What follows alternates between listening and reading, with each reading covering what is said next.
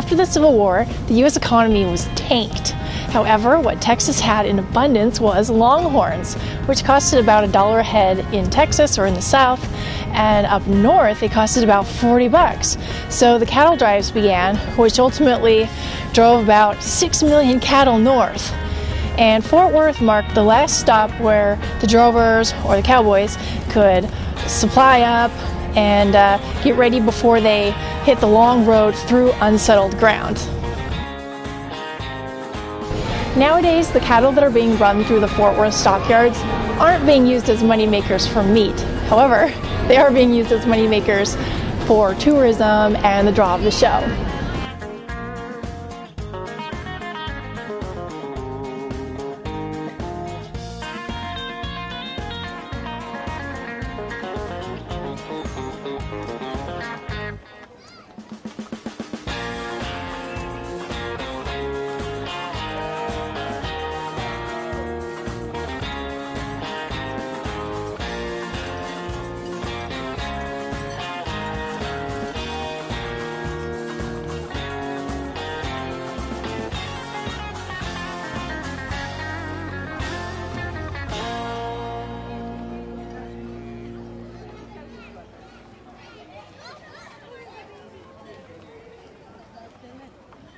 Each of the 18 steer in the herd have a name, and each one represents every decade that Fort Worth has been a city.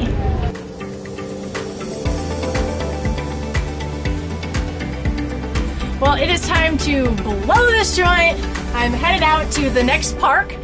That's the only downside with staying in some parks for more than, roughly 4 weeks, is that they ask you to move along, and then you gotta leave that park, and if you really gotta stay longer, sometimes you gotta hop between a couple different parks. So right now, while I'm working on my project and sticking around in this area, I'm hopping. So anyway, I'm just emptying my tanks, and I'm gonna head out to the next park. Daisy, shall we get your harness on? Come on up. Come on. Let's get the harness on. Good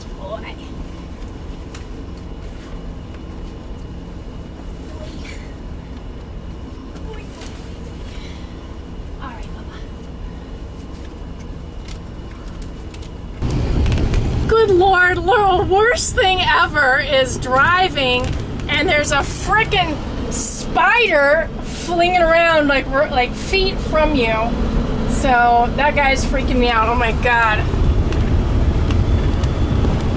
So for this next park, I had to actually go pick up a permit, which is kind of weird. She actually told me when I got there that they don't do that anymore. So anyway, I went and picked up a permit anyway and off to run some more errands.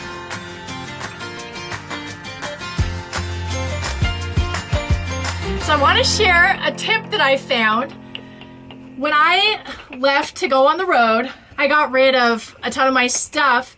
One was my blender, and I use my blender not just for smoothies and stuff, but also as a food processor, like chop nuts really, fine, or candy canes, which is what I'm doing right now because I'm headed over to my brother's house. I'm gonna bring some of my favorite peppermint Rice Krispies, which by the way, you can check out that recipe in this video. And I got out the peppermint candies, and then I was like, oh my gosh, where am I gonna put them? I don't have my blender. And I got one of these, which I actually love for making soups. I should probably make soups more often, but this is also kind of nice because I've used it on for smoothies, soups, and I thought, okay, well, this is the only thing close to a blender that I have. So I put the candy canes in a dish, and I put this in it. And because the blade is raised up, I couldn't actually get the candy canes crushed. I was like, shoot. I thought, well, what can I put on there to seal it? And oh my God, I just by chance have this water bottle from Grand Teton National Park.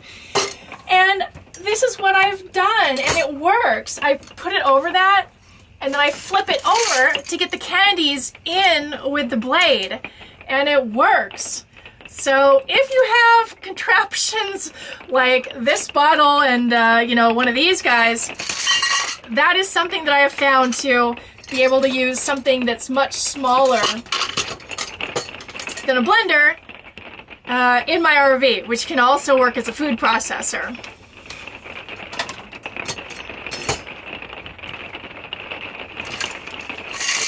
Chase doesn't like it though. DC, is that a scary thing? I'm sorry, Bubba.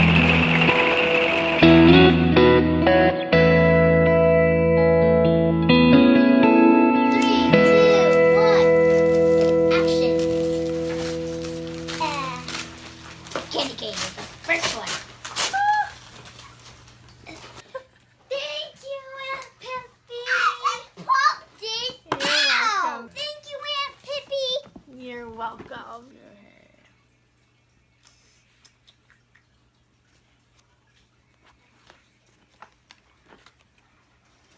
Darn it.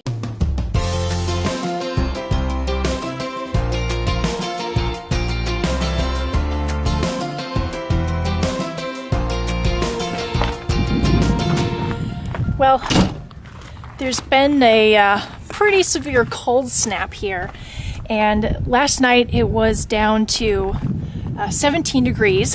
So I'm actually so thankful I went and I stayed at my brother's house just because it's so hard to stay warm in the RV. Even with the heater on high, constantly running, it's just too cold. So I come back today and my water isn't working. And I've been on the pump. I'm not on city water. I don't have any water in those hoses. And it's been freezing the last several nights, and I haven't had a problem since, but I think that's because I've been at the RV, you know, using the pump and running water through the lines, and for it to sit for, you know, about 24 hours or maybe a little less, I think it froze. So I am hoping actually that it froze because, oh man, that would suck if I had to replace the water pump. Not too big of a deal, but definitely a deal. So I got a heat lamp and this guy to hold it. And I'm just going to clip it. Oops, now this is all stuck. Dang it. My fingers are already freezing. I'm using a special bulb that is actually for producing heat.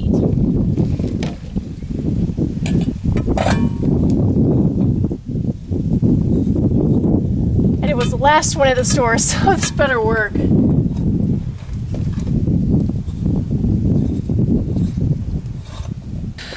Plug this guy in and switch on the 20 amp breaker. Thank goodness for the 20 amp breakers. Of course, I could plug it in my RV. Usually campsites have 20 amps as well as whatever else they got. I rotated it to be more direct. And just gonna plug it in. Crossing my fingers, this is the reason why the pump isn't working. Alright, good to go. Well, the good news is that after I put that light in there, it was less than an hour before I actually didn't know if the pump was on or off. And because it was frozen, there was no sound or anything. And so it was actually on and I didn't know. And so less than an hour after I installed that light, I started hearing the pump begin, you know, it's and then finally it's just started going. So I thought, great. Well, it's possible that something's leaking now because when I run it, it is only running. You know, normally it just turns on to pressurize the lines, then it turns off. And it only runs now. So I'm going to see if I can locate a leak. Meanwhile, I haven't had water for, it's been 2 days. Today is the first day that it's going to be above freezing. So I'm going to turn on my city water and do my dishes and everything that I would love to have regular water for. It's supposed to be above freezing for 9 hours today. Yes! So it's a nice warm day. Looks like the water filter didn't make it, which is fine. I needed to replace a new one. I actually removed all the water from the lines. Of course, this is by turning on my pressure and then letting it all drain out. But it looks like it didn't remove it all from here. So hoping that my hose is okay. Well, I just turned my pump on and I'm getting a little bit of water. Unfortunately, it is running like this when nothing's flowing. Oh, there it goes. Which suggests to me that there might be a leak.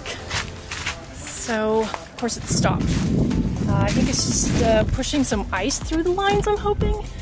I don't see any drips over here or on the other side. And I got a new hose and a new filter to put on. My hose, it needed to be replaced anyways.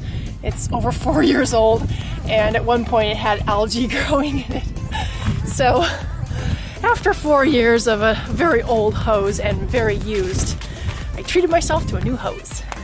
Treat yourself. Aha! The water's working! I can wash my dishes, and I'm gonna start a roast too. So let's see what happens when I turn it off. Pump turned off. Yeah!